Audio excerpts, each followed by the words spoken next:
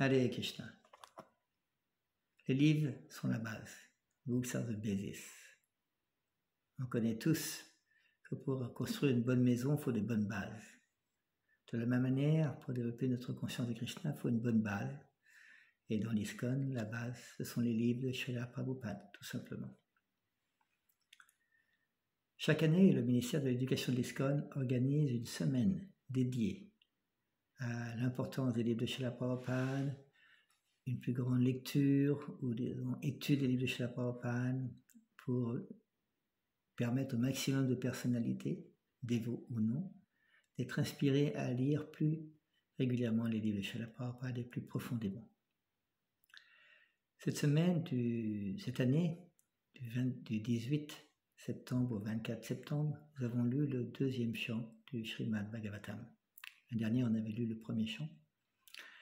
Alors, on était un groupe de dévots, entre 5 et 10 dévots, sur Zoom, tous parlant français, tous ayant le Bhagavatam en français, de pouvoir nous réunir chaque jour, entre 3h et 6h. La semaine, on a lu environ 28 heures, ça veut dire une moyenne de 4 heures par jour, sur le deuxième chant de ce Srimad Bhagavatam. Alors, on lisait à tour de rôle, en écoutant bien entendu, et à la fin de chaque chapitre, on avait une discussion de 15-20 minutes pour partager nos réalisations sur les points importants de ce chapitre. Bien sûr, c'est une grande austérité de pendant plusieurs journées, de lire et d'écouter pendant plusieurs heures. Krishna explique dans la Bhagavad Gita, dans le 4e chapitre, que le jnana, c'est la plus grande austérité, tapasya. Mais le fait de faire cette austérité, de lire ensemble et d'écouter ensemble pendant plusieurs heures, ça nous permet de nous purifier, de changer notre conscience. Et dans ce deuxième chant du Srimad Bhagavatam, il n'y a que 10 chapitres. Il y a des points vraiment extraordinaires. Le dernier chapitre, par exemple, s'appelle « Le Bhagavatam répond à toutes les questions ». Comment c'est possible qu'un livre qui n'a que 18 000 versets peut répondre à toutes les questions? Ben, c'est simple. C'est parce que c'est donné par Srila Vasudev, qui est l'avatar écrivain de Krishna. C'est-à-dire que si on comprend les principes donnés dans le Srimad Bhagavatam, on va répondre à toutes les questions de notre vie.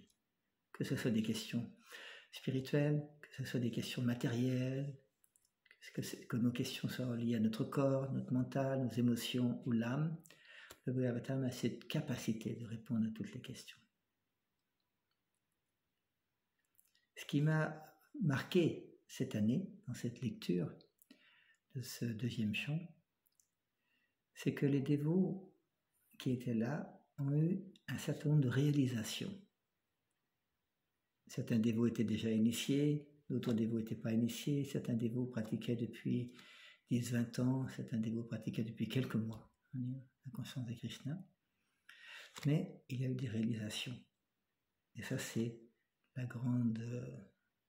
grand résultat du Srimad Bhagavatam. Il change notre vie. Comme le saint nom de Krishna, le Mahamantra, et Krishna, il change notre vie. De la même manière, le Srimad Bhagavatam, qui représente Krishna, il change notre vie. Et les 2 premiers chants du Bhagavatam sont considérés comme les 2 pieds de Krishna. C'est important d'avoir une bonne base de la connaissance qui a rapport à Krishna. Et petit à petit, de nous élever progressivement pour apprécier la personnalité de Krishna. L'année prochaine, nous verrons bien entendu le 3e chant de Srimad Bhagavatam.